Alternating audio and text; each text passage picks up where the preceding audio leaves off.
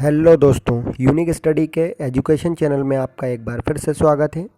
क्या आप भी संविदा शिक्षक वर्ग 3 की प्रिपरेशन कर रहे हैं?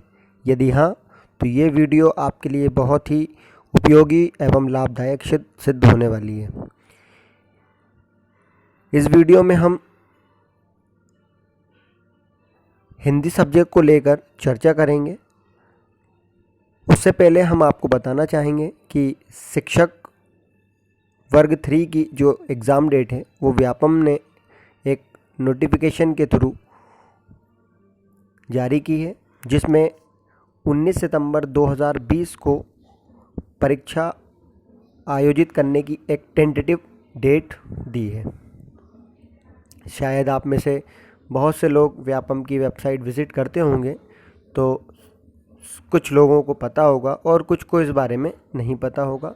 तो आज हम उन सभी को बताना चाहेंगे कि एक टेंटेटिव डेट व्यापम ने नोटिफिकेशन के ज़रिए प्रकाशित की है, जिसमें 19 सितंबर 2020 को संविदा शिक्षक वर्ग 3 के एग्ज़ाम कंडक्ट किए जाएंगे।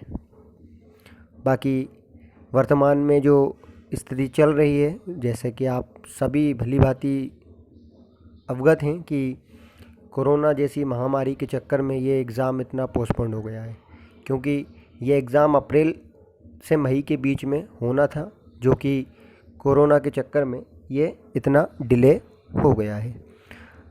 बाकी जो भी अपडेटेड जानकारी आएगी तो हम आपको निश्चित रूप से शेयर करेंगे।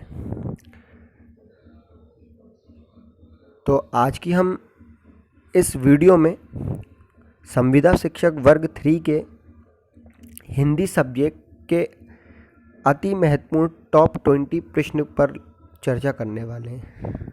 हो सकता है कि इसमें से कुछ क्वेश्चंस आपके एग्ज़ाम में देखने को मिले।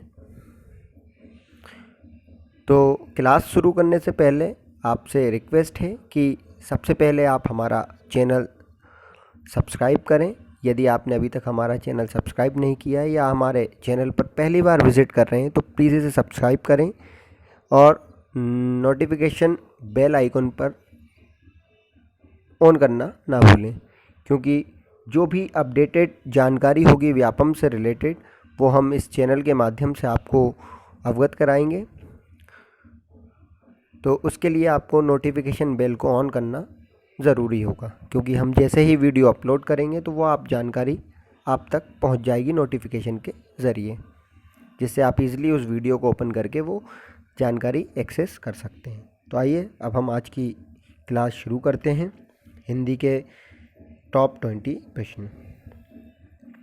तो यहाँ पर पहला क्वेश्चन दिया हुआ है कि जिन शब्दों के अंत में आ आता है उन्हें क्या कहते हैं? तो जिस शब्द के अंत में आ आता है उन्हें हम कहते हैं अकारांत। क्या कहते हैं? अकारांत। तो इसका सही उत्तर है अकारांत। सेकंड क्वेश्चन की बात करते हैं। हिंदी वर्णमाला में आयोगवाह वर्ण कौन से हैं? तो ये आयोगवाहक वर्ण कौन से होते हैं? अम, आहा। ये दो शब्द ऐसे होते हैं जो आयोगवाह वर्ण होते हैं।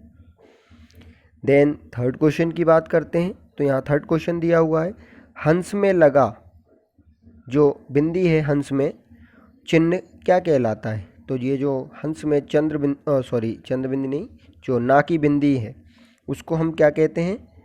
तो अनुस्वार। उसको हम बोलते हैं अनुस्वार। आइए नेक्स्ट क्वेश्चन की ओर चलते हैं हम।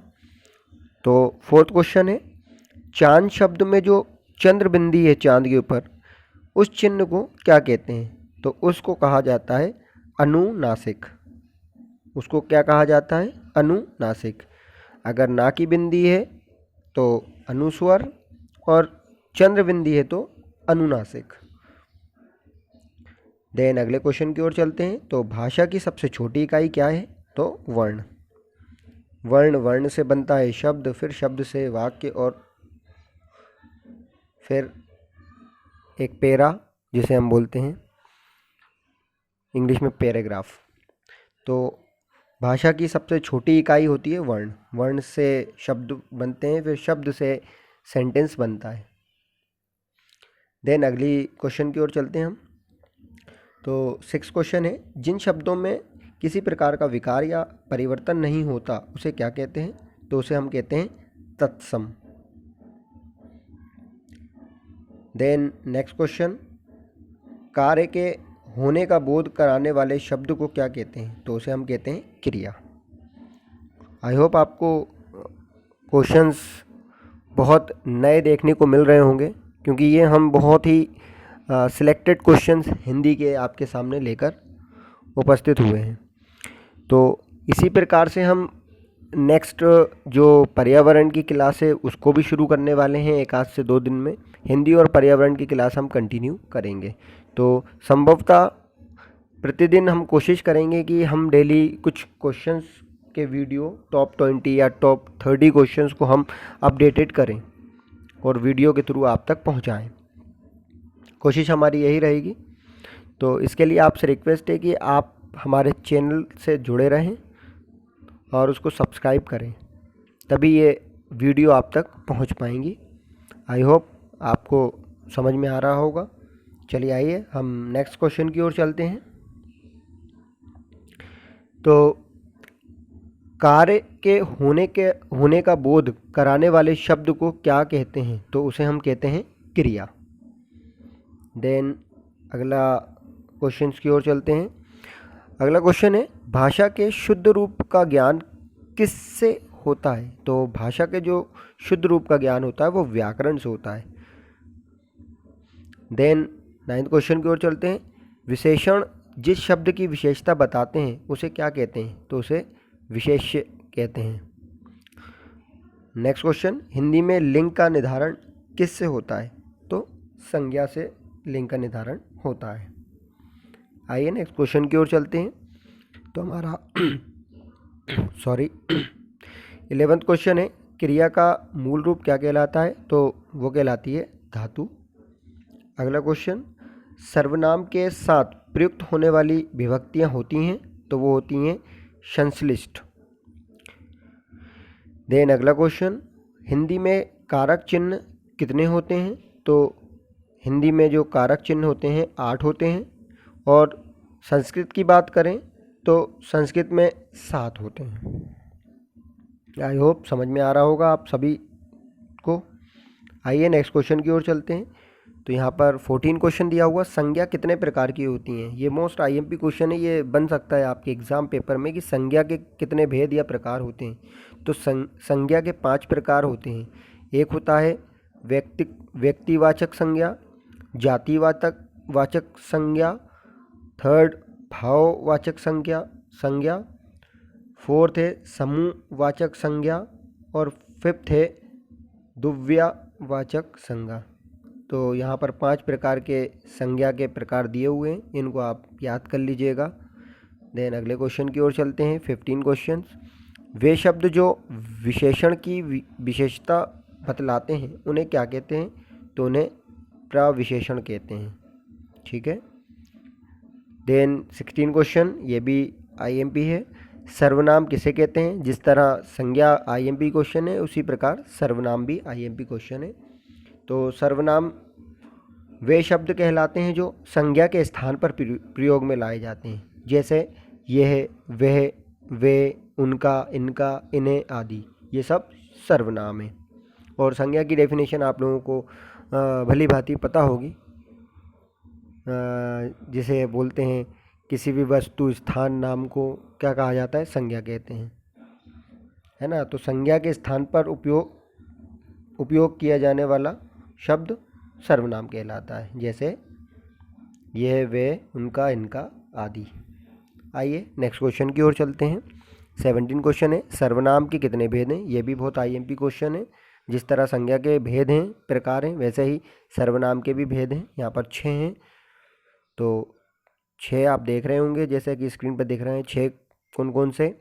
तो पुरुषवाचक सर्वनाम, सेकेंड निश्चयवाचक सर्वनाम, थर्ड है अनिश्चयवाचक सर्वनाम, फोर्थ है प्रश्नवाचक सर्वनाम, फिफ्थ है संबंधवाचक सर्वनाम, 6 है निजवाचक सर्वनाम। नेक्स्ट है 18 क्वेश्चन, क्रिया किसे कहते हैं?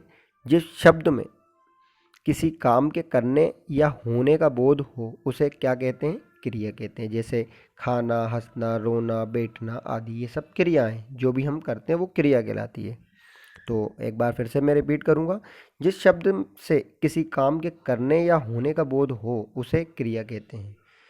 जैसे हंसना, बोलना, रोना, खाना, बैठना आदि। देन 19 क्वेश्चन की बात करते हैं, क्रिया मुख्य रूप से कितने प्रकार की होती है? तो क्रिया मुख्य रूप से 2 प्रकार की होती है, आकर्मक क्रिया और सकर्मक क्रिया। 2 प्रकार की क्रियाएं होती हैं।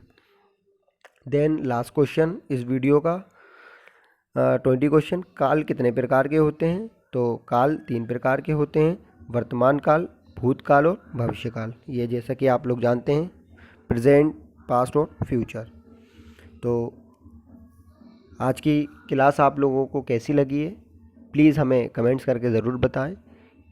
और हम प्रतिदिन आपके लिए हिंदी और पर्यावरण से संबंधित क्लास को संभवतः अपलोड करेंगे डेली वीडियो।